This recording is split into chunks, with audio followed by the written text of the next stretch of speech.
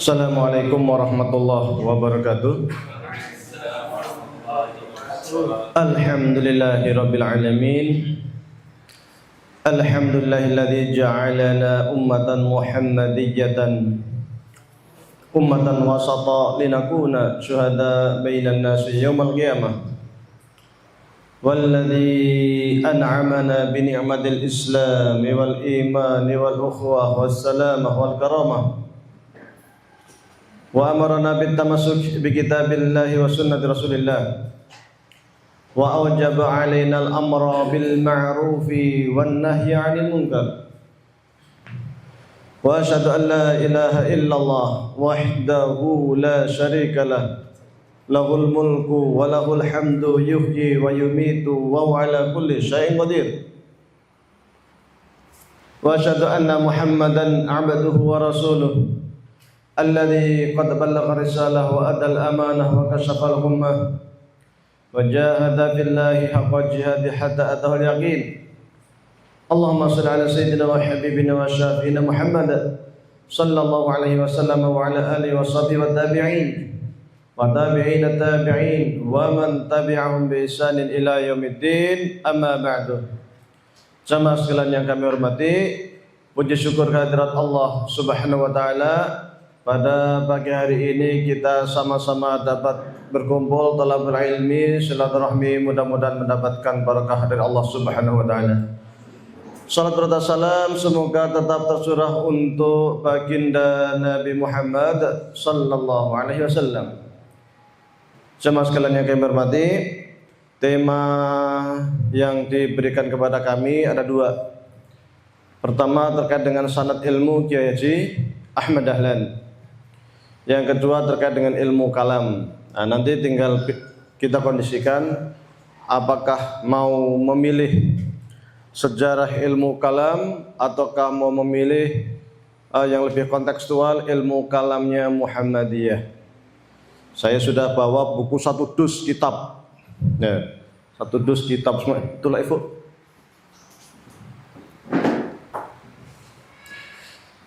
Ya. Ini dari tiga aliran. Ada Asy'ari, Athari, Maturidi,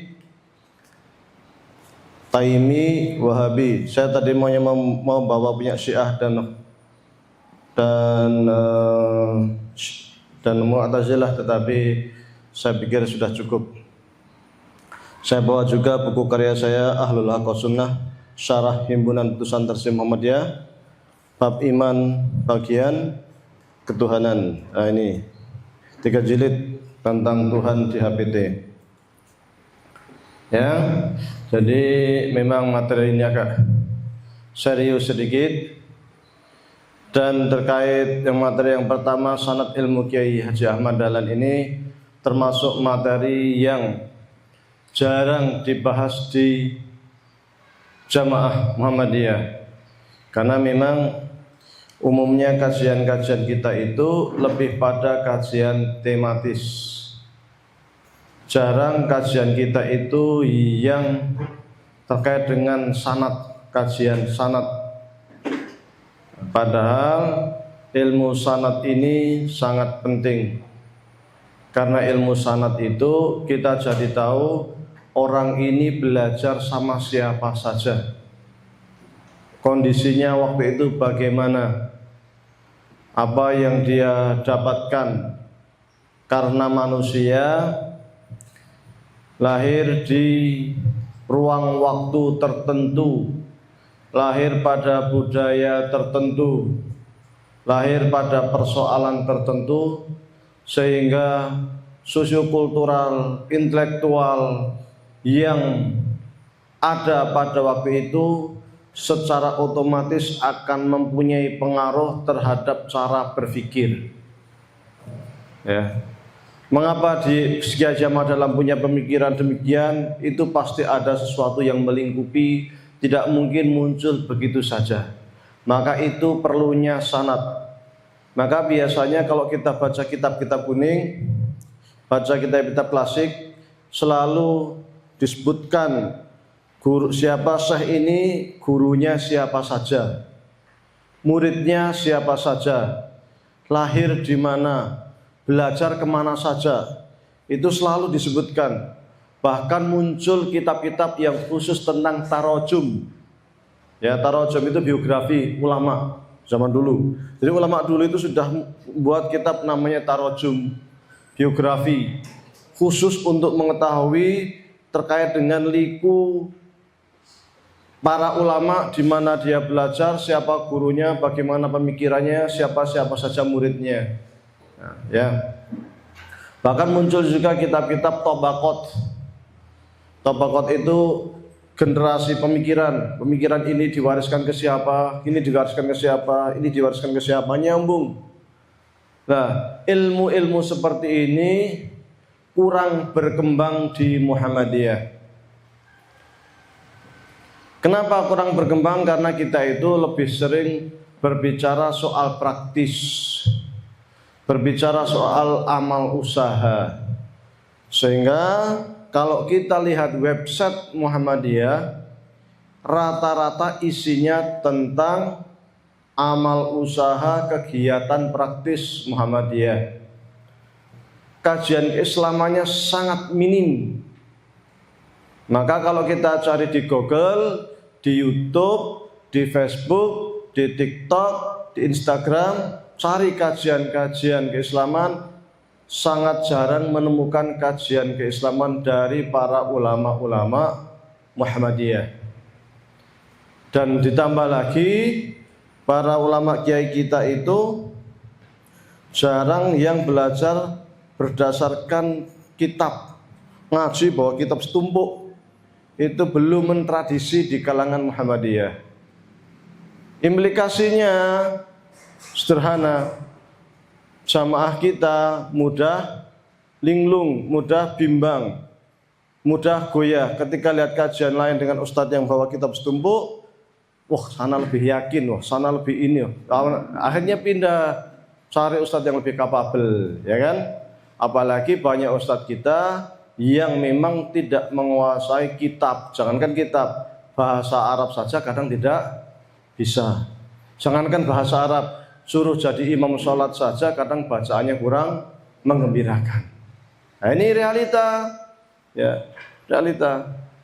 Ditambah lagi jamaah kita itu dalam tanda kutip kurang bersemangat untuk mengaji. Suruh ngaji itu kayaknya kalau duduk 20 menit aja itu udah gatal aja Susan. Ya, ya alhamdulillah saya suka keliling ya kalau hari Ahad. Rata-rata jamaah kita itu umurnya 50 tahun ke atas. Dari 50 tahun ke atas itu rata-rata ibu-ibu. Ini realita ya. Ini yang selalu menjadi keprihatinan kita bersama. Karena ke depan sangat membahayakan terkait dengan AUM kita. Ujung-ujungnya AUM megah dikuasai, diisi oleh orang-orang non Muhammadiyah. Maka kita harus jaga ideologi Muhammadiyah itu dengan cara mempelajari kajian keislaman, juga mengetahui tentang sanad pemikiran, sanad ilmu Kiai Haji Ahmad Dahlan. Kiai Haji Ahmad Dahlan, nama kecilnya Ahmad Darwis. Lahir tahun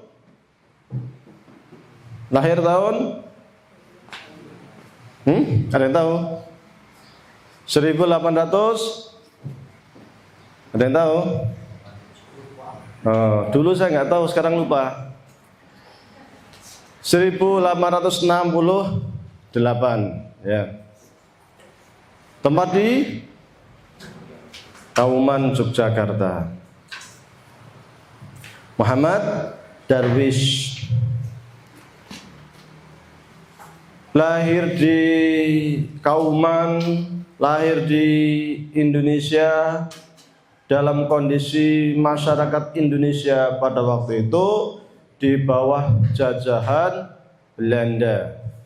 Masyarakat Muslim banyak yang miskin, masyarakat Muslim banyak yang bodoh. Kiai Haji Ahmad Dahlan ini termasuk turunan ningrat. Kiai Haji Ahmad Dahlan belajar dari berbagai ulama Nusantara keliling. Sebelum umurnya itu 15 tahun itu sudah keliling di Indonesia. Muhammad Darwis ya, Muhammad Darwis kecil belajar sama ayahnya yang bernama Kiai siapa? Abu Bakar. Ya. Kemudian belajar ke timur, ke Semarang. Ya. Ini kalau kecil banget nggak ya? Nggak kelihatan ya? Nggak kelihatan, nggak apa-apa lah. Kalian hayalin aja ya. Bayangkan. Ya. Belajar kepada gurunya yang ada di Semarang namanya Syekh Soleh Darat. Syekh Soleh Darat ini salah seorang ulama Nusantara yang sangat luar biasa. Saya bukunya nggak tak bawa ya, karangan Syekh Soleh Darat. Ulama yang luar biasa, ahli tafsir, menulis tafsir, ahli fikih, menulis kitab akidah juga. Ya, akidahnya syarah dari kitab Jauharatul Tauhid berbahasa Jawa. Ya, luar biasa dan sangat mendalam. Syekh Soleh Darat ini punya di antara punya 3 santri yang sangat luar biasa, yaitu Muhammad Darwis, yang kedua Syekh Hasyim Asy'ari, yang ketiga R.A. Kartini. Tiga-tiganya tokoh nasional. Kiai Jamaah Dahlan keliling, konon sampai ke Madura, meskipun ini beritanya kurang yakin. Belajar sama Syekh Khalil Bangkalan. Ya. Kira-kira kalau belajar kepada Syekh Soleh Darat dan lain-lain yang di tanah Jawa, Syekh Abu Bakar dan lain sebagainya, yang dipelajari apa? Ya, kita bisa bayangin, yang karena Syekh Soleh Darat ini pakar fikih, pakar tafsir, ya, pakar akidah, yang dipelajari ya kemungkinan itu. Kita menggunakan asumsi, perkiraan, dan kitab apa yang diajarkan? Ya kemungkinan kitab-kitab yang dikuasai oleh guru-gurunya. Sederhananya, beliau belajar kitab kuning. Kitab kuning. Ada kitab akidah yang sangat bagus, ya. Jauharatul Tauhid ini karya Al-Laqani. Ini yang disyarah oleh Syekh Soleh Darat. Non syarahnya nggak saya bawa ya, bahasa Jawa. Berupa nuzum nazaman. Alhamdulilladzi ala silatihi tsumma salatu wassalam, ya. Tsumma salamullahi ma salatihi ala nabi ja'a bit tauhid wa qad ardinu anit tauhid fa arsadal khalqa lidinil haqqi bi sayfihi wa hadihi lil haqqi Muhammadil aqib rilus li rabbih wa alihi wa sahbihi wa hizbihi. Ini sangat bagus, sangat bagus. Ini dijadikan diktat di mana-mana, bukan hanya di Indonesia, di seluruh dunia Islam. Kitab Akidah Ahlus Sunnah wal Jamaah, nazaman, gampang dihafal, ya, gampang dihafal. Kalau santri saya tak suruh wajib ngapal, ya, karena kita ingin meneliti apa yang dipelajari oleh Kiai Haji Ahmad Dahlan. Tahun 1883, umurnya 15 tahun, masih muda beliau. Ya, beliau ke Mekah untuk yang pertama. Di Mekah beliau belajar kepada banyak masyayikh, terutama masyayikh yang dari Nusantara. Ya. Di antaranya siapa? Imam Nawawi Al-Bantani, Syekh Termas ahli hadis, beliau belajar hadis dari beliau. Syekh Khatib Al-Minangkabawi, ya, Syekh Bakir Al-Jogjawi, Syekh Abu Bakar Sato dari Mesir. Luar biasa. Ini para masyayikh hebat-hebat, guru-guru ulama Nusantara. Rata-rata ulama Nusantara itu belajar sama mereka-mereka ini. Termasuk Syekh Hasyim Asy'ari juga belajar sama beliau. Ya. Imam Nawawi ini, Imam Nawawi Al-Bantani, di antara karyanya yang sangat terkenal di Indonesia adalah kitab Aqidatul Awam. Abda'u bismillahi warrahmani wa birrahimi daimil ihsani falhamdulillahil qadimin awwali al-akhiril baqi bila tahawuli thumma salatu wassalamu sarmada ala nabiyyi khairi man qad wahada wa alihi wa sahbihi wa man tabi' sabila dinil haqqi ghaira mubtadi'. 57 bait. Ini syarahnya ya. Imam Nawawi itu yang mensyarah, bukan yang mengarang, yang mensyarah. Syarah namanya Nuruz Zalam. Imam Nawawi Al-Bantani ini belajar dari gurunya Abu Bakar Sato, yang juga Ki Haji Ahmad Dahlan sempat belajar sama beliau. Abu Bakar Sato ini penulis kitab yang sangat terkenal di pesantren-pesantren di Nusantara, yaitu I'anatut Talibin, kitab fikih mazhab Syafi'i.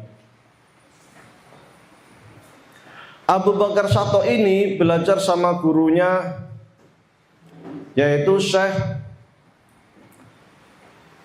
Ahmad Zaini Dahlan, Mufti Hijaz, Mufti Turki Utsmani yang ditempatkan di Hijaz.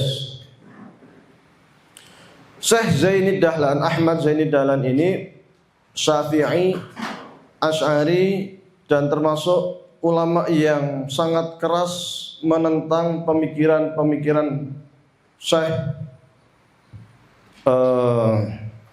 Muhammad bin Abdul Wahhab. Karena waktu itu gerakan Wahabi mulai berkembang. Beliau menulis salah satu buku judulnya As-Sawa'iq Al-Mursalah fir Raddi 'ala Al-Wahabiyyah. Ya, intinya itu kritik tajam terhadap gerakan Wahabi. Kitabnya tidak terlalu tebal, tapi sangat tajam. Syekh Ahmad Zaini Dahlan itu belajar sama gurunya, yaitu Syekh Ahmad Marzuq. Ya, Syekh Ahmad Marzuq inilah penulis kitab Aqidatul Awam. Syekh Abu Bakar Sato yang merupakan murid dari Syekh Ahmad Zaini Dahlan, konon, nah ini konon itu bisa benar bisa salah, melihat ada kemiripan sikap pemikiran antara Muhammad Darwis dengan gurunya Syekh Ahmad Zaini Dahlan. Kemiripannya di mana? Syekh Ahmad Zaini Dahlan itu orang yang sangat tegas, sangat pemberani, kritis. Ahmad Zaini Dahlan energik. Melihat Syekh Muhammad Darwis ini kok orangnya juga pinter, ya energik, ya kritis, pemberani. Maka Abu Bakar Sato merekomendasikan supaya Muhammad Darwis ini namanya diganti menjadi Ahmad Dahlan. Di Ahmad Zaini Dahlan. Zaininya coret, Ahmad Dahlan. Maka sejak itulah kemudian nama beliau dari Muhammad Darwis berubah menjadi Kiai Haji Ahmad Dahlan. Kiai Haji Ahmad Dahlan di Saudi, kira-kira bayangan khayalan kita belajar apa? Sesuai dengan kepakaran para guru-gurunya di bidang fikih, di bidang akidah, di bidang bahasa, di bidang falak, ya, di bidang hadis. Maka beliau belajar kitab-kitab ini. Maka yang namanya Kiai Haji Ahmad Dahlan Muda itu membekali dirinya dengan memperdalam kitab kuning. Kiai Haji Ahmad Dahlan Muda itu membekali dirinya dengan kitab turos. Baik tatkala beliau ini waktu masih di Nusantara, belajar sama para ulama-ulama Nusantara, maupun setelah beliau ini pergi ke Mekah, belajar sama para masyayikh yang berada di Mekah. Maka kita sekiranya hendak meniti, mengikuti pemikiran Kiai Haji Ahmad Dahlan, meniti jejak Kiai Haji Ahmad Dahlan, meneladani perjalanan Kiai Haji Ahmad Dahlan, maka kita juga harus setidaknya tidak alergi dengan kitab kuning. Maka pesantren-pesantren kita juga harus mestinya ya memperkuat bangunan kitab kuning, kitab turos. Kenapa? Karena Ahmad Darwis, Kiai Haji Ahmad Dahlan, tatkala mudanya beliau memperdalam, memperkuat keilmuan dirinya sampai keliling Mekah, para masyayikh di Mekah termasuk di Nusantara untuk belajar kitab kuning. Nah, sejarah ini yang kurang tersosialisasi di bawah, di jamaah kita, sehingga kajian kitab di akar rumput sangat jarang. Benar nggak? Benar ya? Sehingga para asatid kita jarang ngaji pakai kitab. Benar ya? Nah, kalau di tempat bapak-bapak, ibu-ibu para ngajinya pakai apa biasanya umumnya? Fikihnya pakai apa? Google. Kalau nggak pakai AI. Hadisnya AI gitu. Ya itu bagus. Ya, bagus. Tapi jangan percaya mutlak sama AI, bisa disesatkan. Saya pernah nyoba 2 kali disesatkan ya sama AI. Ngetes takbir fikih mazhab Syafi'i, curiga ya, benar sesat ternyata. Bisa buat dia itu bisa hadis saja, dia bisa buat riwayat hadis sendiri, lengkap dengan an sampai Nabi Muhammad, buat sendiri itu. Jadi kita minta apa dibuat sama dia. Hati-hati ya. Kalau hanya mengarahkan pemikiran kita, it's okay.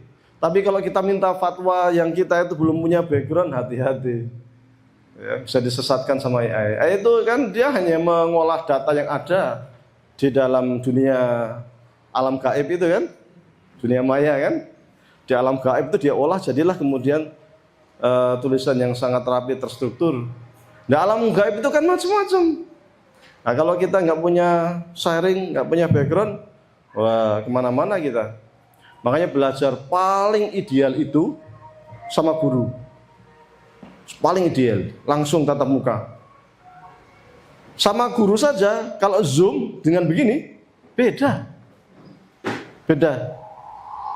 Beda dari sisi keberkahan. Ya, kalau orang pondokan kan keberkahan ya. Beda dari sisi keberterimaan, beda dari sisi pemahaman, beda dari sisi lekat, beda banget. Makanya paling ideal itu belajar itu ya ketemu guru langsung, paling apik itu. Ya, jadi sisi ini yang kemudian jarang kita sosialisasikan. Maka kalau bisa kita cetak kader sebanyak mungkin yang mereka itu bisa memahami kitab kuning. Pondok kita kebanyakan ya belum ke sana, sudah ada tapi belum banyak ya. Banyaknya masih ke tahfidz. Ya bagus tahfidz. Tapi sayangnya kan kita hafal Quran, kemudian jadi imam yang dipakai ya Al-Ikhlas kan. Kalau panjang sedikit aja pas salam zamannya udah bubar kan repot. Ya. Jadi bagus tahfidz itu, tapi maksud saya ada tindak lanjut ada tahfidz itu. Setelah tahfidz itu kita ngapain gitu. Jangan sampai santri mondok 6 tahun pulang kasih kitab nggak paham. Kitab putih nggak paham, kitab kuning nggak paham kan repot. Bahasa Arab nggak paham, ini repot. Ini banyak kasus sih. Santri mondok 6 tahun pulang nggak bisa bahasa Arab, ini banyak kasus. Ini yang perlu kita benahi ya. Sayang itu. LP2M udah sangat luar biasa berusaha. dengan membentuk buku diktat berbahasa Arab. Tapi di tataran praktis implementasi sangat berat. Karena memang SDM kita banyak yang nggak bisa bahasa Arab.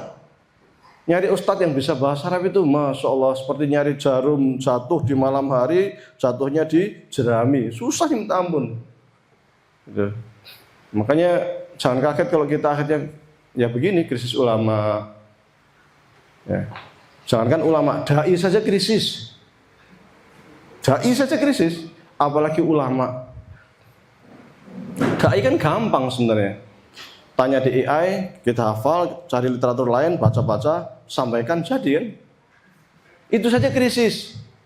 Apalagi ulama yang bisa baca kitab, yang bisa menganalisa, yang ini, aduh susah sekali. Kita itu kalau disuruh nyebutkan, coba sebutkan ahli tafsir Muhammadiyah yang sekarang masih hidup, bingung kita nyebutin. Ya kan?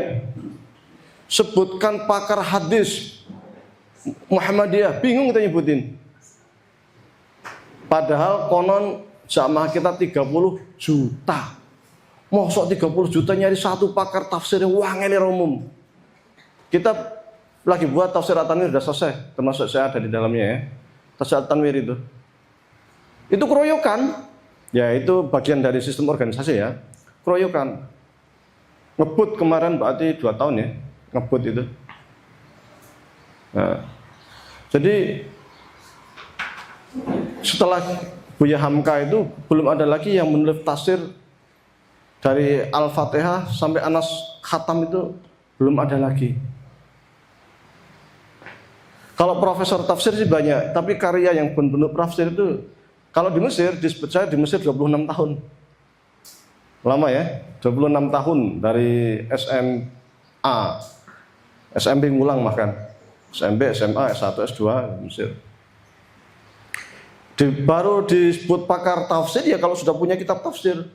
Meskipun sudah menulis di sekian jurnal, kalau belum menafsirkan Al-Quran ya belum. Karena jurnal itu kalau di Mesir enggak begitu dilirik. Yang dilirik itu karya, buku tapi yang ilmiah. Ahli tafsir ya karya tafsir, ahli hadis ya penelitian hadis, komprehensif. Ya, jadi di orang Mesir itu kalau nulis buku sampai 200 buku ya, karyanya berjilid-jilid. 250 buku, sangat biasa sekali. Nah kalau kita kan jurnal ya bagus, ya semuanya bagus ya. Beda orientasi saja. Tapi ya begitulah. Baik.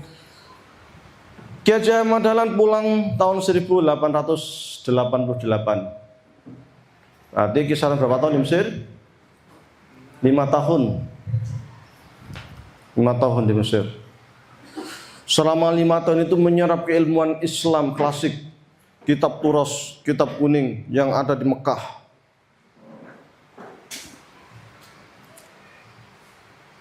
Ketika berada di Mekah sebenarnya sudah pemikiran-pemikiran modern itu sudah muncul, sudah banyak, sudah tersebar melalui tokoh-tokoh yang waktu itu sedang naik daun ya.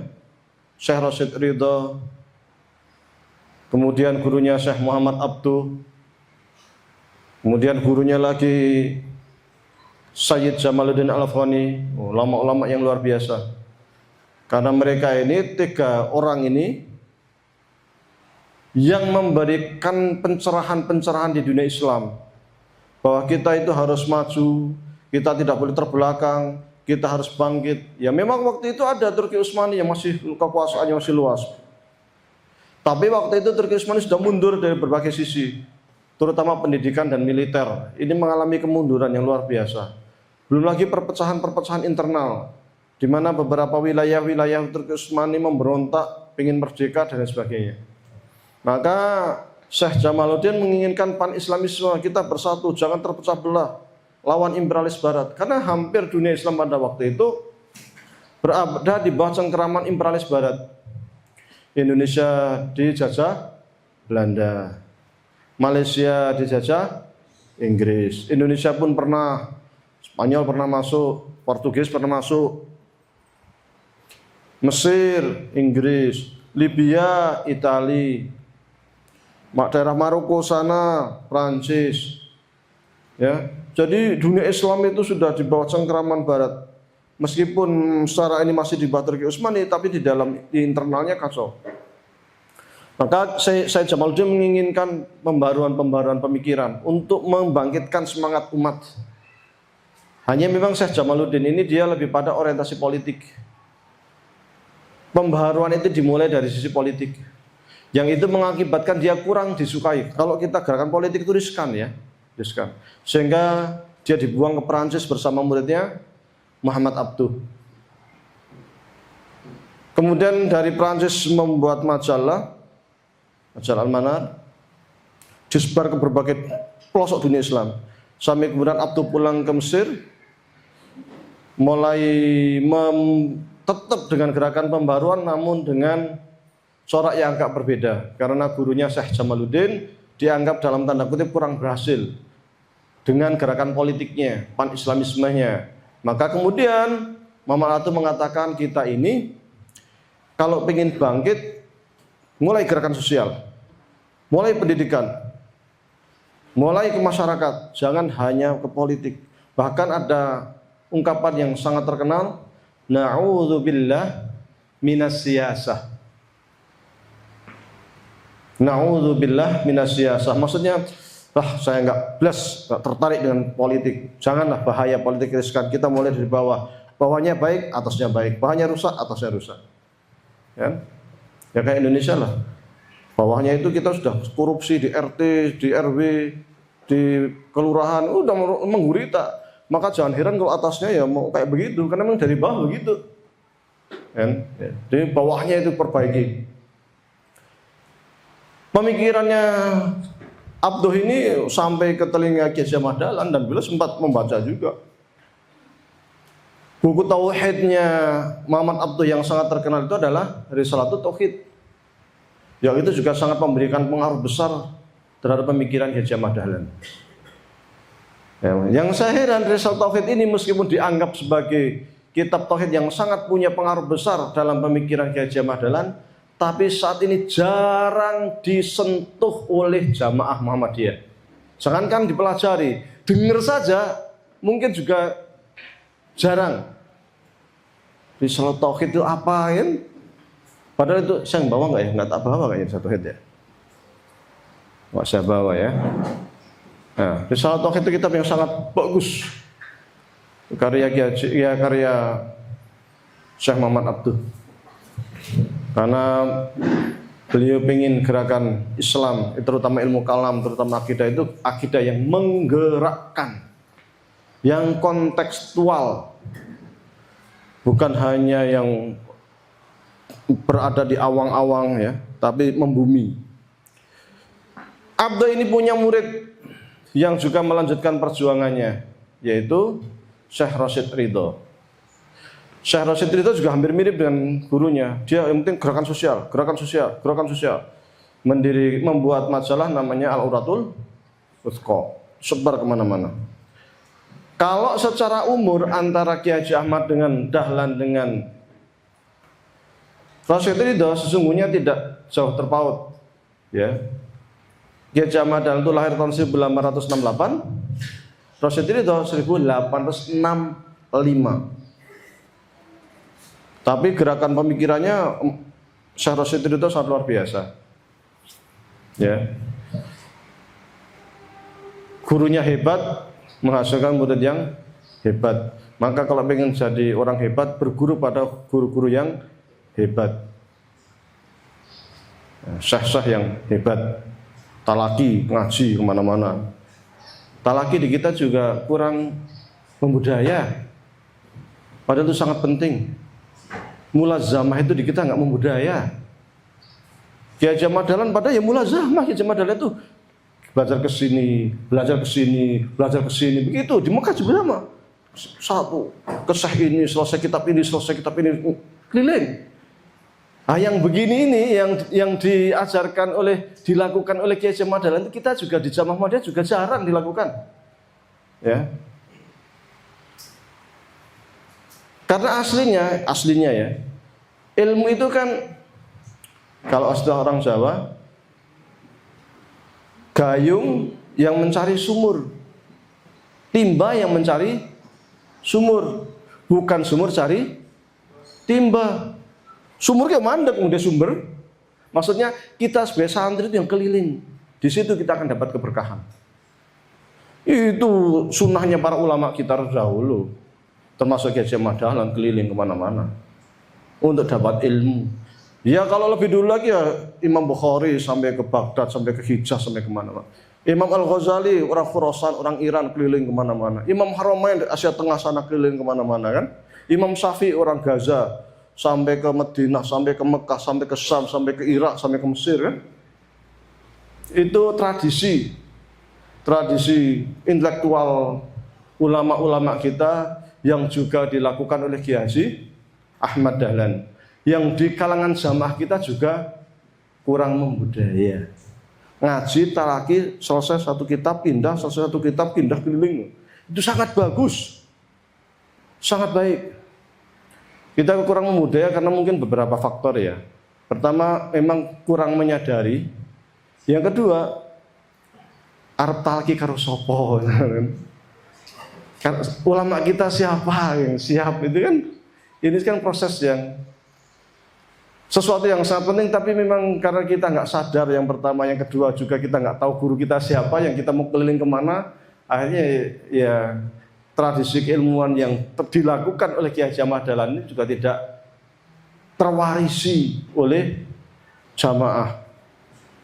Jadi kalau kita simpulkan ya, bagi yang terlambat, kita simpulkan dua hal yang jadi kurang mentradisi. Pertama, Kiai Haji Dahlan menguasai kitab turos. Yang kedua, cara dapat menguasai kitab turos beliau keliling. Ini dua hal yang kita di jamaah kita juga kurang mentradisi. Pulang ke Indonesia berdakwah, tapi merasa bahwa ilmunya kurang cukup, belajar lagi ke Mekah. Dan beliau sebelumnya saya sampaikan tadi sudah menyerap pemikiran-pemikiran selain kitab turos. Sesungguhnya pemikiran-pemikiran Islam modern itu sudah mulai masuk ke dalam pemikirannya, sudah membaca buku-buku, majalah-majalah Al-Manar, Al-Uratul Wuthqa sudah beliau baca. Sampai hingga ketika beliau di Mekah, ke Mekah yang kedua tahun 1900 berapa? 03 ke Mekah sampai 05. Ya. Ketika di Mekah itu mendengar bahwa Syekh Rasyid Ridho ke Mekah. Ketika mendengar maka beliau, nih luar biasanya, semangat sekali pengen ketemu sama guru. Ketemu langsung sama guru, sama yang menulis, sama yang punya pemikiran yang luar biasa. Maka melalui saudara beliau yang di Mekah, sekaligus guru beliau, Syekh Bakir Al-Jogjawi, beliau berusaha untuk bisa ketemu langsung dengan Syekh Rasyid Ridho. Sehingga meskipun tatap muka tidak lama, ketemu langsung. Ketemu langsung saya sampaikan tadi, ngaji ketemu langsung dengan hanya membaca beda hasilnya. Meskipun tidak lama ketemu dan Syekh Rasyid Ridho, tertanam gerakan Islam yang sangat luar biasa, pencerahan yang luar biasa. Sehingga di situ saya pulang harus membuat pencerahan di tanah air, kan begitu. Ya. Maka kita lihat sanad ilmu beliau ini nyambung dua sanad. Satu sanad Mekah, satu sanad Mesir. Ulama Nusantara seperti Syekh Saleh Darat, beliau sanadnya juga Mekah. Syekh Khalil Bangkalan sanadnya juga Mekah. Dan kebanyakan sanad Mekah ini kitab turos, kitab kuning. Adapun sanad Mesir itu dua, turos plus pembaharuan. Melalui siapa tadi? Syekh Rasyid Ridho, melalui sanad dari gurunya Syekh Muhammad Abduh, naik ke atas lagi Syekh Sayyid Jamaluddin Al-Afghani. Gerakan pembaharuan Mesir.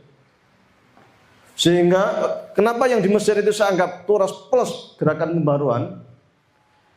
Karena baik Rasyid Ridho, baik Syekh Muhammad Abduh, baik Sayyid Jamaluddin Al-Afghani, ini tiga ulama yang sangat luar biasa. Mereka itu berangkat dari turos.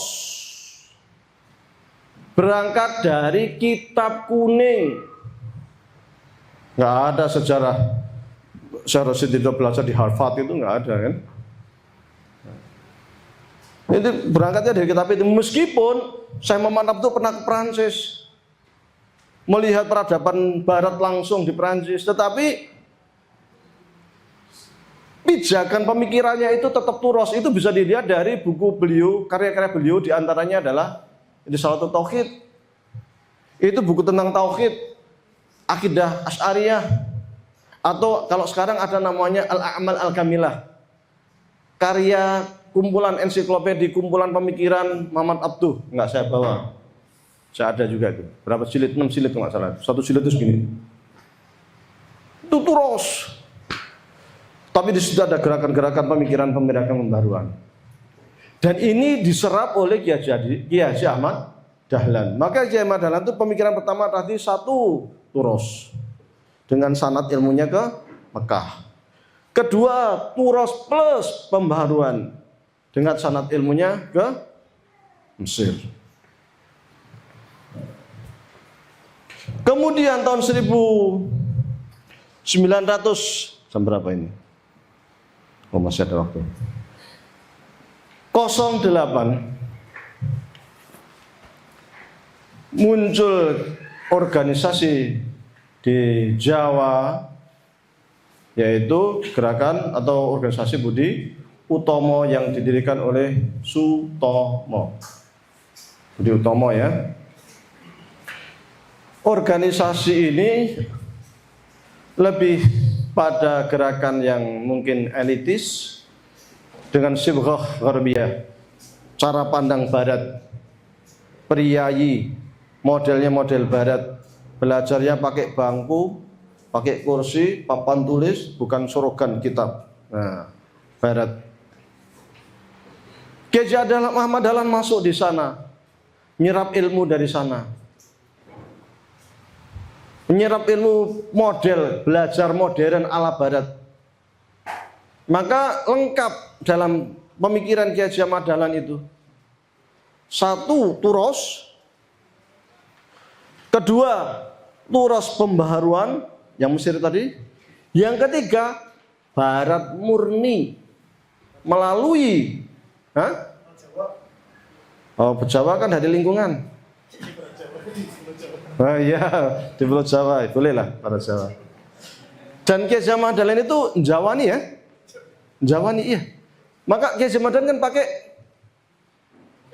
ya itu kan Jawa itu, Blangkon. Pakai jarit kan, sarung, jarit, kain. Jawani Kiai Ahmad Dahlan itu, enggak pakai jas dasi itu enggak. Ya, jadi dia belajar pemikiran barat ala barat dari situ. Maka tiga pemikiran itu ngumpul di pemikiran Kiai Ahmad Dahlan, sehingga pernah dinasihati oleh Sutomo, wahai Dahlan, kayaknya engkau ini luar biasa sebenarnya, ini luar biasa. Tahu, hebat Kiai Ahmad Dahlan, pemikirannya itu luar biasa. Kayaknya lebih baik membuat organisasi sendiri, organisasi Islam sendiri yang modern, yang bagus. Selama ini kan ya sudah ada dulu namanya Syarikat Islam kan, SI tahun 1905. Tapi kan itu masih kumpulan pedagang tapi ini pengen yang gerakan Islam modern. Nah, kayaknya bagus juga ini. Maka pada tahun 1912 berdirilah gerakan Muhammadiyah. Kalau menilik pada guru-guru beliau, baik Syekh Rasyid Ridha, baik Syekh Muhammad Abduh, baik Sayyid Jamaluddin, terutama Muhammad Abduh sama Syekh Rasyid Ridha, Syekh Jamaluddin termasuk ya. Mereka gerakan-gerakan pembaharuan itu punya corong media untuk menyebarkan ilmu, untuk menyebarkan gerakan pembaharuan. Makanya media itu sangat penting. Nah, maka tahun 1915, 3 tahun setelah Muhammadiyah berdiri, muncullah majalah Suara Muhammadiyah, majalah tertua yang masih terbit hingga saat ini. Suara Muhammadiyah. Karena butuh corong dakwah. Nah, ini corong media ini kita sangat lemah. Iya. Dulu gerakan Muhammadiyah itu ya dengan suara Muhammadiyah itu kemana-mana. Yang dibahas isu-isu keislaman ya apa macam-macam. Coba kalian buka ya, Bapak Ibu buka website yang berafiliasi ke Muhammadiyah. Kira-kira isi beritanya apa? Isinya apa kontennya? Kebanyakan isi kontennya itu terkait dengan berita persyarikatan. Kalau berita persyarikatan, tulis dewe, upload dewe, waca dewe. Kira-kira non Muhammadiyah mau nggak baca berita persyarikatan? Belum tentu mau. Wong jamaah kita aja juga males. Yang anak muda yang dicari di Google itu bukan berita-berita persyarikatan, tapi tentang keislaman, materi-materi keislaman.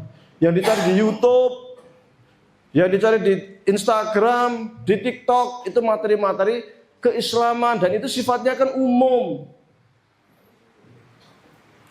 Orang NU, HTI, Salafi, siapa itu mencari materi itu. Kalau kita nyari materi-materi keislaman di Google, di YouTube, Instagram, TikTok, rata-rata bukan dari ulama Muhammadiyah. Rata-rata bukan dari organisasi Muhammadiyah. Ada kartun-kartun pendek bagus-bagus, itu juga banyak sekali bukan dari Muhammadiyah. Padahal kita banyak punya SMK, banyak universitas yang jurusannya komunikasi, tapi media kita sangat lemah dalam dunia dakwah. Ini kira-kira benar apa salah? Ya? Kok iso ya? Katanya kita Islam berkemajuan. Saya kadang tanda tanya besar, berkemajuan kita di sisi mana itu? Kalau yang media saja kita kalang kabut, apalagi bicara tentang film. Ora usah dodo, nggak usah jauh-jauh lah. Kita punya buku fikih namanya fikih seni budaya kan? Kira-kira seni budaya yang diproduk oleh Muhammadiyah mana? Baik seni musik, baik teater, baik puisi, baik apa kartun, film apa? Ya ada, tapi sangat jarang, sangat sedikit sekali. Kalau kita ceramah pakai alat musik, pakai wayang, pakai rebana, apalagi pakai rebana, iki Muhammadiyah bukan ya? Kok kayak NU gitu kan? Padahal sudah ada fatwa di Majelis Tarjih, musik itu ya tergantung, bisa halal, bisa haram. Kita aja sang surya telah bersinar, syahadat dua melingkar. Ya kan nyanyi juga itu. Sudah jelas ada nyanyian Sang Surya, ada nyanyi Mars Aisyah, ada IBM. Jamaah masih nanya, Tat, hukum nyanyi apa, Tat? Ya kan? Unik. Kayak gitu masih ada Ustadz Muhammad dianggap Ustadz Subhat karena menghalalkan musik. Ya? Nah ini kan sesuatu yang artinya jamaah kita itu tidak murni. Kenapa nggak murni? Karena ngasihnya nggak pakai HPT, nggak pakai fatwa tarjih. Kenapa bisa begitu? Nyari ustadz yang menguasai HPT fatwa tarjih tidak banyak. Apalagi sambil membawa kitab. Saya bawa kitab itu sebenarnya buat nakut-nakutin aja. Kitab setumpuk untuk validasi sebenarnya ya. Targetnya untuk validasi. Ini setidaknya kalau ada coro lewat kan takut, wah no kitab kita minggirin kan. Ya. Corong media tahun berapa tadi? 1915. Penting. Maka mestinya kita juga melek media. Karena Kiai Haji Dahlan itu sangat menyadari betapa media itu sangat penting sekali. Dan Kiai Haji Dahlan tidak segan untuk meminta bantuan orang lain di dalam berdakwah. Kalau kita lihat dari sisi silsilah guru, sesungguhnya antara Kiai Haji Dahlan dengan Hasyim Asy'ari kan sama ya silsilah gurunya. Silsilah sanadnya ketemunya juga kan sama kan? Kiai Haji Dahlan itu juga tidak segan untuk minta santri dari Kiai Haji Hasyim Asy'ari. yang kemudian menjadi pencetus PKU itu juga santrinya Hasyim Asy'ari. Ya. Jamaah sekalian yang kami hormati, Kiai Haji Ahmad Dahlan kemudian lebih gerak pada gerakan sosial. Ya. Pembaharuan sampai tahun 1120 mulai berdiri PKU. Tahun 1923 beliau meninggal dunia. Usianya sih beliau tidak panjang ya, 55 tahun. Tetapi peninggalannya sangat luar biasa. Jariyahnya sangat luar biasa. Ya. Sampai sini ada pertanyaan? Ya. Kita buka pertanyaan dulu. Nggih, monggo. Assalamualaikum warahmatullahi wabarakatuh. Waalaikumsalam warahmatullahi.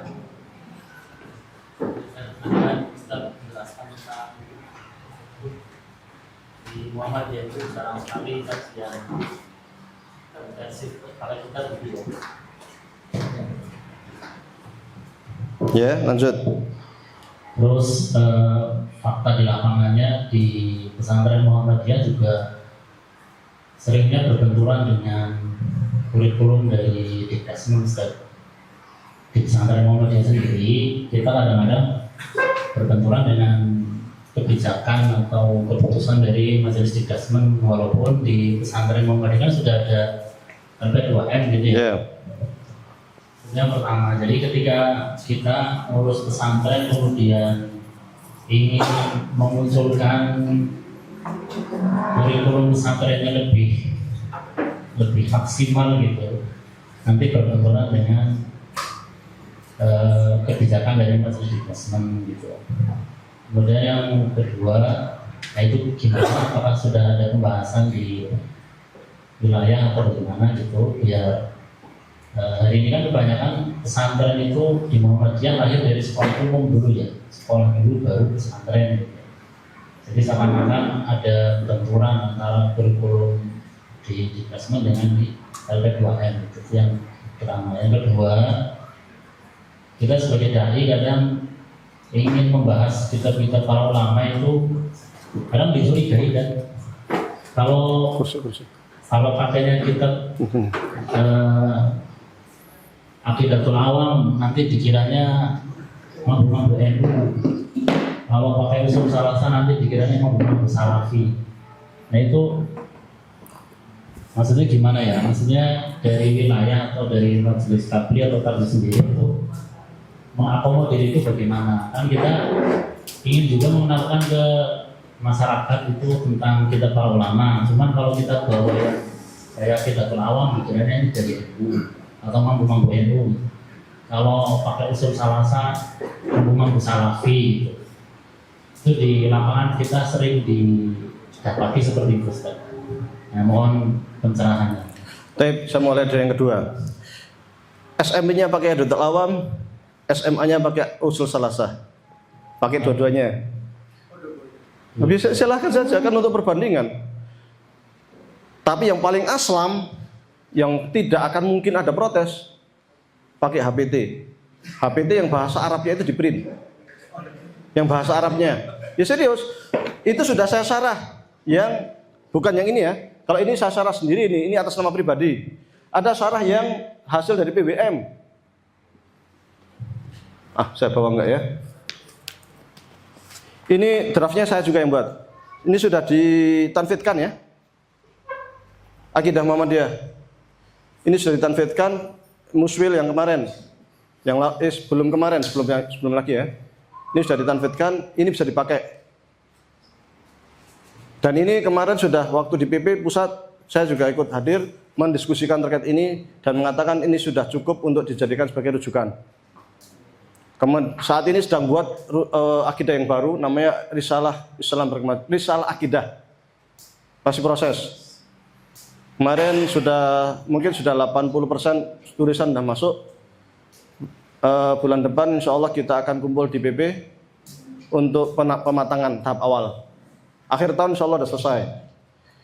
Ini kalau pengen bahasa Arab tinggal ditaruh di chat GPT ya. Tolong terjemahin dong dalam bahasa Arab, terus main kan? Iya kan?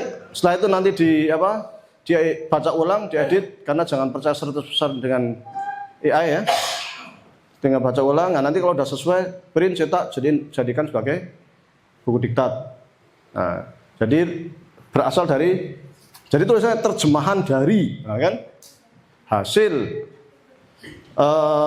buku Muswil Tarjih BWM Jawa Tengah, oh selesai. Nggak ada yang debat itu. Kalau debat, ini hasil Muswil loh, gitu ya. Itu solusi. Kalau saya sih sebenarnya berani bertaruh ya, karena saya sudah mencoba mengkaji. Ini kajian saya tahun 2016 terbit ini. Syarah HPT, bab iman, bagian ketuhanan, 3 jilid. Waktu itu saya hanya buat artikel-artikel ringan. Sampai kemudian di grup itu ada Buya Yunahar. Saya tuh sering di grup itu sering debat dengan Ustadz Zulkarnain El-Maduri.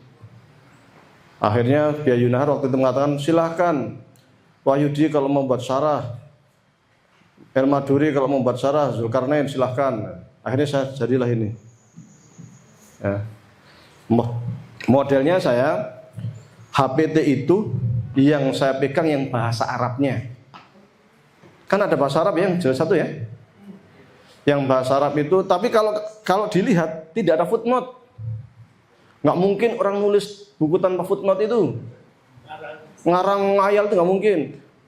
Andai kata dari otak dia itu pasti ada kholfiyah, ada sumber yang sudah pernah dia baca sehingga menghasilkan sebuah buku. Itulah yang kemudian saya taksil. Taksil itu apa? Saya cari rujukannya dengan kata-kata padanan di dalam kitab kuning. Hingga menjadilah buku seperti ini. Ya. Kenapa kalau saya menggunakan Ahlul Haq wa Sunnah? Karena di HPT yang digunakan istilah Ahlul Haq wa Sunnah. Faman i'taqada jami'a dzalika muqinan bihi kana min ahlil haqqi wa sunnati. Ya. Jadi siapa yang percaya dengan pokok HPT maka dia masuk dalam kelompok Al-Haq wa Sunnah. Begitu ya. Itu yang pertama. Jadi silakan sebenarnya mau pakai usul salasah, mau pakai apa. Tapi kalau yang pengen yang pasti tidak didebat itu pakai HPT. Kalau saya mending ke HPT. Balik ke HPT gitu aja. Saya waktu saya pernah ngisi di Brebes juga, belum lama, tahun lalu. Ya bedah kitab saya itu. Saya sampaikan balik ke HPT. Karena kalau kita balik ke HPT itu, mohon maaf, ada banyak hal yang kita itu berbeda dengan Wahabi. Dan kita bisa membentengi Muhammadiyah dari gerakan infiltrasi Salafi melalui HPT itu. Jadi kalau pakai ini usul salah dianggap Wahabi, akhirnya Awam dianggap NU, pakai aja HPT, aman itu. Kalau kurang puas, HPT yang berbahasa Arab itu syarah. Pakai bahasa Arab, syarah sendiri. Sebenarnya sih nggak rumit-rumit amat sebenarnya. Karena kita cari perkataan pokok itu, kemudian kita cari kitab kuning. Ya. Kalau saya melihat HPT itu banyak lebih mirip kitab Kharidabahiyah.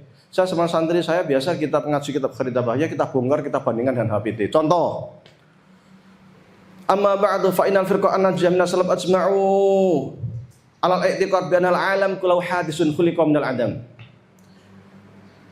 Bahwasanya para ulama kita sepakat dalam HPT kalau alam raya itu sifatnya apa? Hudus. Dan dia diciptakan dari ketiadaan. Jadi alam sifatnya hudus, bukan qadim. Ada di kitab Kharidabahiyah ya matan.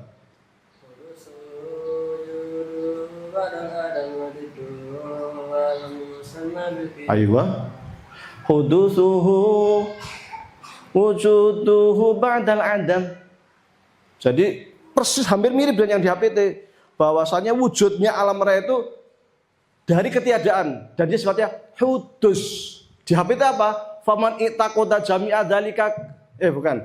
Amma ba'du fa innal firqah an-najah ajma'u 'alal i'tiqad bi anal alam kulahu hadisun. Alam sifatnya hadisun. Khuliqa minal adam, diciptakan dari ketiadaan. Ada kata hadisun, khuliqa minal adam. Hudusuhu wujuduhu ba'dal adam. Itu baru satu kata. Nanti di nazar juga sama. Wa anna ma'rifatullah wajibun syar'an. Tentang wujub berma'rifah. Ya. Wajibun syar'an al mukallafi ma'rifatullahi Aliyil fa. Aho. Ini di kitab Kharidabiyah. Di HP itu disebutkan juga wa annan nazar fil kauni lima arifatillahi wajibun syar'an. Ini di kitab Kharidabiyah. Silahkan cari di usul salasa. Tidak akan dapat. Karena saya sudah bandingin. Ada semua di Kharidabiyah. Kharidabiyah itu kitab Asy'ari, mohon maaf. Ya. Ya. Jadi bisa kita melakukan kajian komparatif mana yang pas, mana yang cocok. Termasuk istilah ahlul haq was sunnah. Istilah apa namanya? Istilah ahlul haq was sunnah yang benar. Faman itaqada jami'a dzalika mungkinan bi kana min ahlil haq was sunnah. Itu ada di dalam kitabnya Imam Al-Ghazali, Bidayatul Hidayah. Halaman 59. Nih, di HP itu dikatakan faman i'taqada jami'a dzalika mukinan bihi kana min ahlil haqqi wa sunnati. Di sini dikatakan faman i'taqada jami'a dzalika mukinan bihi kana min ahlil haqqi wa isabati sunnah. Wa faraqa rahtid dhalali wa hisbil bid'ah. Mirip. Setelah itu yang fanas'alullah ta'ala kamal yakin, itu persis copy paste dari sini. Bidayatul Hidayah. Ya. Dan itu juga disebutkan di dalam kitab Al-Ibanah karya Imam Abu Hasan Al-Asy'ari di bab kedua terkait dengan ahlul haq wa sunnah. Kalau kita bongkar kan ketemu di sana. Ya. Jadi kalau berdasarkan penelitian saya, kita dekat ke Asy'ari atau Wahabi, Asy'ari bisa kita bongkar satu-satu. Atau Athari juga boleh. Karena Athari dengan Wahabi beda. Ya, tuh. Yang kedua, apa tadi? Saya lupa saya. Hah? Kurikulum, ya. Jadi di pesantren kita itu sebenarnya kan lembaga pesantren, kita ada lembaga pesantrennya. Lembaga pesantren itu di bawah apa? Dikdasmen, Di bawah Dikdasmen. Jadi kan satu lembaga, satu majelis. Maka sebenarnya tinggal komunikasi saja dengan satu majelis. Jadi menyampaikan ke Dikdasmen, mohon maaf kita pakai ini karena kita pesantren. Itu satu. Yang kedua, kenapa majelis pesantren tidak disetujui? Kan udah lama itu, dari tahun 2005 itu kita ingin membentuk majelis pesantren. Kalau 2005 layak tidak disetujui kan? Karena pesantren masih sedikit. Waktu itu masih paling 16, 20 belum banyak. Sekarang semua pesantren ada 456 atau lebih. Tapi meskipun demikian di muktamar kemarin kita ingin membuat majelis pesantren juga tidak disetujui. Kenapa? Karena rata-rata pesantren Muhammadiyah itu berangkat dari SMP, SMA yang itu di bawah Dikdasmen. Jarang yang pesantren murni. Jarang. Pesantren murni itu yang apa? Kalau kita buka di website Kemenak, pesantren itu ada 3. Satu sistemnya itu. Satu KMI yang menggunakan kurikulum Gontor. 2 Salafiyah yang pakai kitab kuning. Kita kan nggak KMI dan kita kan nggak Salafiyah. Maka ada yang ketiga, lain-lain. Serius ini. Kan bingung, kalau mau dibuat LP3 mungkin belum lama itu. Dan persis mungkin juga punya kan tuh. Satu. Yang kedua, di Kemenak itu ada namanya pesantren muadalah. Yaitu pesantren yang buat kurikulum sendiri, ngatur sendiri, lepas dari SMP, SMA. Tapi ijazahnya diakui. Muhammadiyah yang saya tahu hanya ada 1 pesantren muadalah di Jawa Timur milik Aisyah, dan dia juga sudah muadalah ke Al-Azhar. Rata-rata kan Dikdasmen, rata-rata kan bukan pesantren muadalah. Kalau kita pakai pesantren muadalah itu kita tidak terikat dari Dikdasmen kemungkinan besar. Kenapa? Karena kita tidak pakai kurikulum SMP dan tidak pakai kurikulum SMA. Kita murni pakai kurikulum pesantren mandiri. Terserah mau dibuat apa. Yang ketiga mungkin bisa juga sebenarnya itu saling komunikasi sih ya sebenarnya itu. Kalau komunikasi baik itu insya Allah nggak ada masalah demi perserikatan. Ini contoh sederhana. Saya buat pesantren ya, pesantren saya itu kultural, tidak atas nama Muhammadiyah, ya. Tapi saya indukkan di Muhammadiyah, SMP-nya Muhammadiyah, SMA Muhammadiyah, kita saling paham, saling ngerti. Tempat saya juga HW, ya tapak suci, ya, meskipun tidak atas nama Muhammadiyah. Ya pakai sang surya, ya pakai taplak Muhammadiyah, ya pakai bendera Muhammadiyah kan. Saya indukkan ke SMP Muhammadiyah dan SMA Muhammadiyah. SMP SMA cuman apa? Nyantol tok. Kurikulum saya bebas ngatur. Mau ujian baru SMP ngasih apa soal kita ini soal SMP. Selesai diambil. SMA sama datang di soal SMA. Kurikulum mereka nggak turut campur. Iya, sing penting apa? Dana bos masuk ke mereka. Ya kan saling menguntungkan. Tapi kurikulum kita murni. Nah, cuman kadang saya lihat di beberapa tempat itu kadang ego. Jadi yang SMP, wah nggak bisa kalau mau SMP ya sini harus ikut harus masuk sini. Loh, pesantren sama SMP kan rondo beda. Kalau pagi murni pas SMP, sore pesantren ya pesantren kan sudah turah sisa, tenaga sisa. Ya kan? Bagaimana mau ngaji kitab begini kalau itu sisa, tenaganya sisa. Ujungnya cuma takut. Makanya jangan kaget kalau lulusan pesantren Muhammadiyah nggak bisa bersarap. Ya kan? Cuman sore belajar, malam sama pagi, ya kacau lah ya. Karena nggak pure pesantren. Kalau pure pesantren kan ya dari pagi, ya materi pesantren itu ya gabung dengan materi SMP, bukan pagi SMP, sore pesantren, nggak begitu. Pagi ada kitab, sore ada kitab, pagi ada matematik, tapi ya juga ada kitab gitu. Karena dia menyatu. Kalau menyatu begini insya Allah bisa. Dan itu sebenarnya bisa dilakukan dengan komunikasi saja. Saling tahu sama tahu, sama-sama untuk persyarikatan. Apalagi kalau sama-sama Muhammadiyah, udah jelas. Wong saya yang bukan atas nama Muhammadiyah murni aja bisa kok. Ya.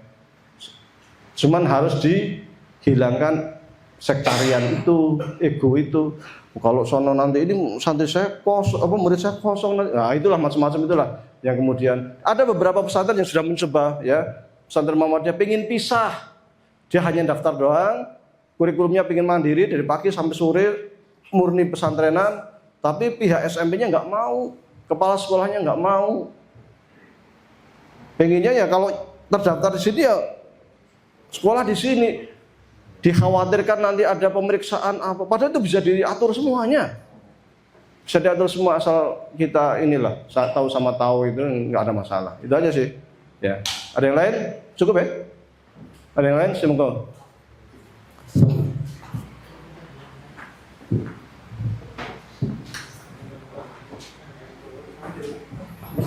Ib asli Mas Surban. Ib asli Mas Surban. Waalaikumsalam warahmatullahi. Terima kasih luar biasa dengan materi tentang ini ya, kejelasan tentang sumber dan runtutannya sehingga bisa dipertanggungjawabkan. Yang unik adalah ketika mohon maaf usia-usia kita ini mungkin sudah terlalu tua ya. Tapi kami yakin yang hadir di sini adalah teman-teman yang mereka benar-benar semangat thalibul ilminya luar biasa. Kalau dari saya pribadi sebenarnya memang dari kecil pingin pondok, tetapi orang tua malah tidak memondokkan. Giliran adik-adik saya dimondokkan malah mentah. Untungnya kemudian hal tersebut bisa ditindaklanjuti oleh generasinya. Anak saya kebetulan sekarang juga ikut di sini mondok di Gotol. Nah, pertanyaannya saya berharap memang ada, mungkin sudah ada, cuman kita tidak dengar atau bagaimana mekanismenya. Kita ingin tetap mempelajari proses turus tersebut. Belajar kitab. Kalaupun tadi dikatakan bahwasanya terkait kurikulum ketika di sekolah dan sebagainya itu mungkin proses untuk anak muda atau yang terstruktur di sekolah atau di pesantren sudah bisa, tinggal diterapkan bagaimana mekanismenya. Tetapi bagi kami yang ada di sini, kita juga ingin belajar turos tersebut. Gitu. Nah, apakah sarana-sarana itu ada? Kayak tadi disampaikan dengan bahwasanya kalaupun akan mempelajari kiai sopo, terus talakinya gimana, mulazamanya bagaimana dan sebagainya gitu. Karena ketika itu dicetuskan di wilayah atau cabang ataupun daerah yang di sekitar ini, kadang itu juga hanya menjadi omong-omong saja atau wacana. Nah, ini yang kadang menjadi kesedihan kami ketika kita haus tentang itu, fasilitasi itu ternyata masih sangat minim atau mungkin malah tidak ada. Nah, ini mungkin menjadi harapan kami ke depannya, baik dari wilayah ataupun daerah, mungkin juga PP bisa lebih memfasilitasi, ya termasuk salah satunya mungkin sekolah tabligh ini diadakan untuk itu. Tapi ke depannya bukan hanya seremoni ataupun resmi seperti ini, tapi semangat yang memang diberikan, fasilitasi yang niat, bukan kemudian karena diutus oleh daerah, diutus oleh AUM, kemudian kita hadir di sini. Tapi lebih kepada semangat seperti teman-teman di Nadien, bagaimana mereka turosnya itu masih bagus, bahkan ke orang-orang tuanya juga. Demikian saja. Assalamualaikum warahmatullahi wabarakatuh. Waalaikumsalam. Ada beberapa hal yang bisa dilakukan. Pernah dari pondok pesantren mana yang Gombong, para asatidz 11 orang atau 12 orang ke tempat kami 3 hari nginep. Kita targetkan berapa kitab kecil selesai. Bisa. Jadi mereka ke tempat kita nginep 3 hari. Mau 1 hari pagi datang sampai sore pulang bisa. Tinggal pengennya apa kita sesuaikan. Ya. 1. Yang kedua, saya pernah diundang di SDIT. SDIT, kalau SDIT pasti sudah hampir pasti bukan Muhammadiyah ya. Training guru-gurunya kitab turos. Ya, saya ajarkan kitab kecil dalam sekian yang kitab kecil yang 3-4 jam selesai. Nah, bisa. Jadi yang ketiga, cuman yang ketiga ini saya nggak yakin. Zoom, saya berkali-kali mengadakan Zoom, bahkan selama Ramadan itu saya Zoom live, YouTube, Zoom, karena pesertanya juga nggak banyak juga gitu.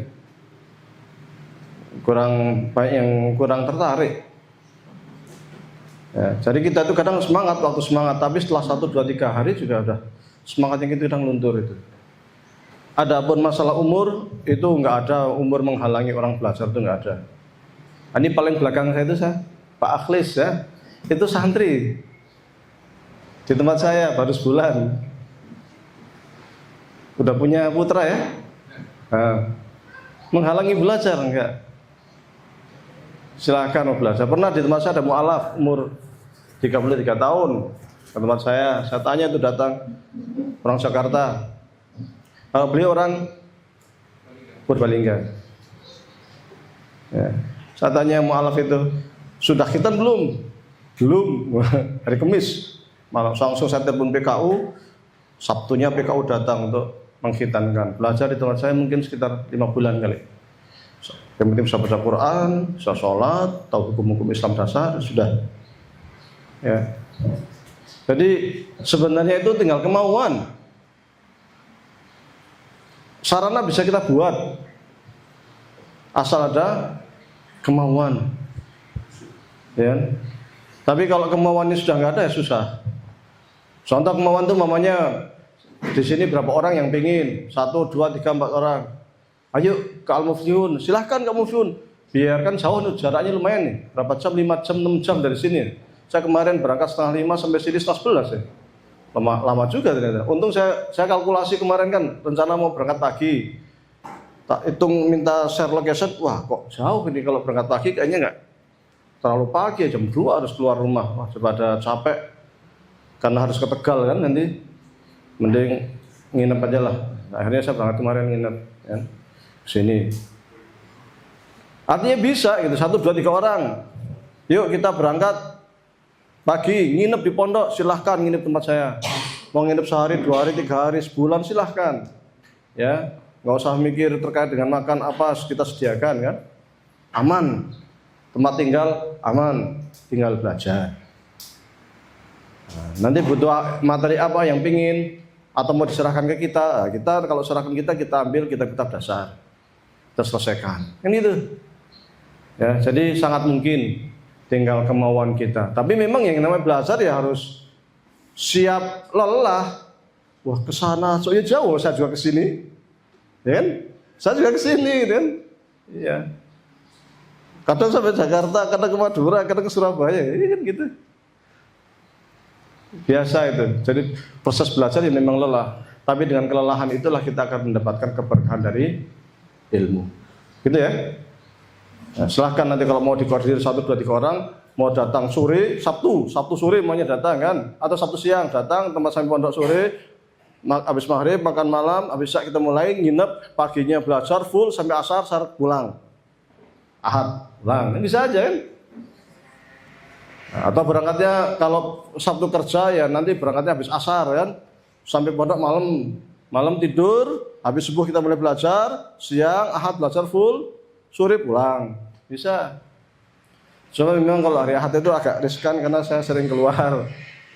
Ya, tapi tinggal bisa diatur kan, bisa diatur berarti. Tuh. Tapi ada pertanyaan lain? Kalau tidak ada, kita istirahat dulu. Tapi sebelum istirahat, saya akan membacakan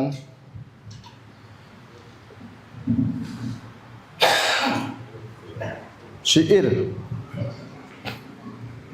Manaqib Kiai Haji Ahmad Dahlan. Dari tadi kan kita cerita tentang Kiai Ahmad Dahlan ya. Ini ada manaqib. Manaqib itu biografi Kiai Haji Ahmad Dahlan, ini yang saya urat-urat sendiri. Bismillahi bada'na walhamduli rabbina fassalatu wassalam linnabi habibina bi maulidi syaikhina Ahmad Dahlan laqaba Muhammad Darwis Ismaila Taha nasaba ilal Husaini nasla alul baiti syarafa al-jawi mautinuhu al-wahid tarikhuhu min Agustus syahruhu taman tashar qarnuhu samana sitin amuhu khamsa khamsin umruhu Abu Bakar abuhu walidah zaujatuhu soleh darat syekhuhu Rasyid ridha ghairuhu Nawawi al-Bantani al-Khatib min naqabi Abduh al-Hamahu wa kadha tilmiduhu at-taqwa libasuhu wal wara' sifatuhu wa sabru siratuhu al-karim sulukuhu at-taqlid harabtahu al-jumud kasartahu al-ilmu nasartahu at-ta'sub bayantahu al-bid'ah tahartaha bid-dini tamasakna jam'iyah asastaha Muhammadiyah arifnaha majallah sadartaha al-ummah fakartaha anta alim mustanir ilal islam muntasir tarakta a'mal al-khair ilal abad nudakir mustasfa wa madaris jami'ah wal ma'ahid wa jazahullah ala ma fa'alahu rahmatun minnallah daiman atwulahu. Apa namanya?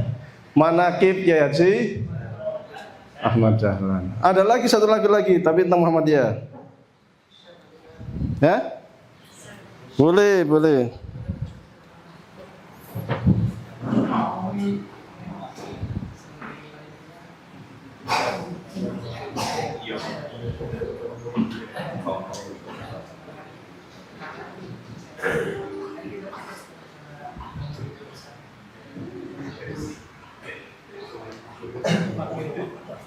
Kalau ini sebenarnya bisa pakai apa? Ini nih. Di YouTube ada ini. Di YouTube ada ini. Ini tentang visi misi Muhammadiyah. visi misi Muhammadiyah. Di YouTube ada judulnya Madihul Mustafa. Madihul Mustafa yashfi siqama wal madihu yu'manu yawmal qiyamah wa salatu alaihi tudriku syafa'ah wa nanu jahiduna li'ilami kalimatillah.